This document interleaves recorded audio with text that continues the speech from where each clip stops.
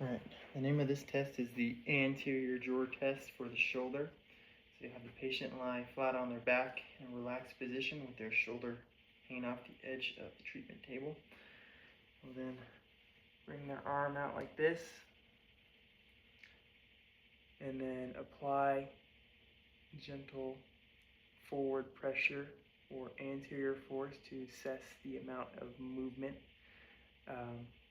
So a positive test would be a painful click during the movement, and a positive test would indicate glenohumeral instability or a labral tear. Alright, the name of this test is the apprehension test. So you'll just have them lying flat on their back just like this. You'll bring their shoulder up into 90 degrees of flexion. You have one hand on their back by their scapula and then your other hand on their elbow. You want to press down in, and what we're looking for is that a positive test would be pain or fear that the shoulder is going to dislocate, and a positive test may indicate an anterior shoulder instability. So the name of this test is the sulcus sign test. So you're going to just have the patient sitting straight up just like this, and then you'll have their arm relaxed resting at their side, and I'll grasp their arm here and gently pull downward while observing the area below the acromion or for any separation. Positive test is the appearance of dimpling or a divot below the acromion, and a positive test may indicate inferior glenohumeral instability. So the name of this test is the shear test. You'll just have them sitting upright again just like this, and I'll stabilize the clavicle and scapula with both my hands and apply a shearing force across the acromioclavicular joint and compare the findings with the opposite shoulder. So it'll look just like this. Press in. And a positive test would be if they had any pain or excessive laxity at the acromioclavicular joint. And a positive test may indicate acromioclavicular joint pathology. So the name of this test is the bear hug test. So you ask the patient to place the palm of their involved arm on the opposite shoulder and the elbow positioned in front of their body. And then you'll try to lift the patient's hand away from their shoulder while they resist. A positive test is the inability to maintain contact with the opposite shoulder because of weakness. And a positive test would indicate a supraspinatus injury.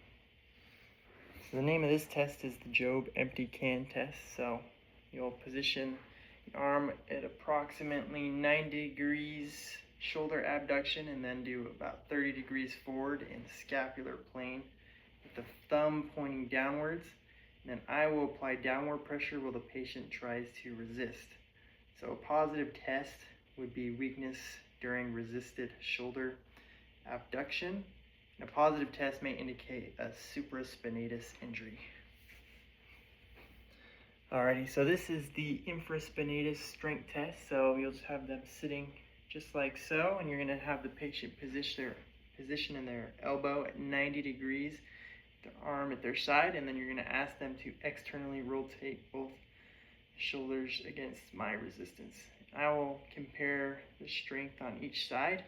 A positive test would be weakness during the resisted external rotation, which would indicate an infraspinatus injury. So the name of this test is Speed's test.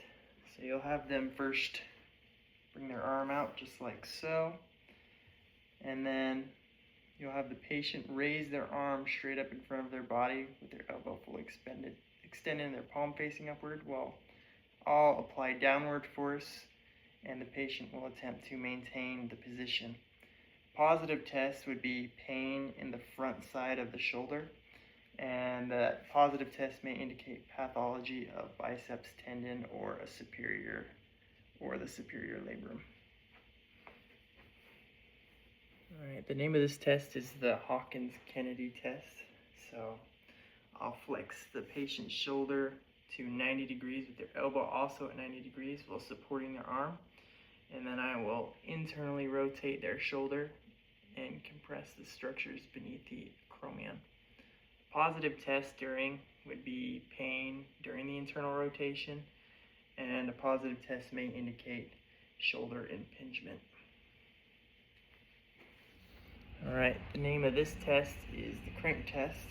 So first we'll have the patient laying down. I'll elevate the patient's arm in the scapular plane approximately to 160 degrees while I apply axial load through the humerus while internally and externally rotating the shoulder.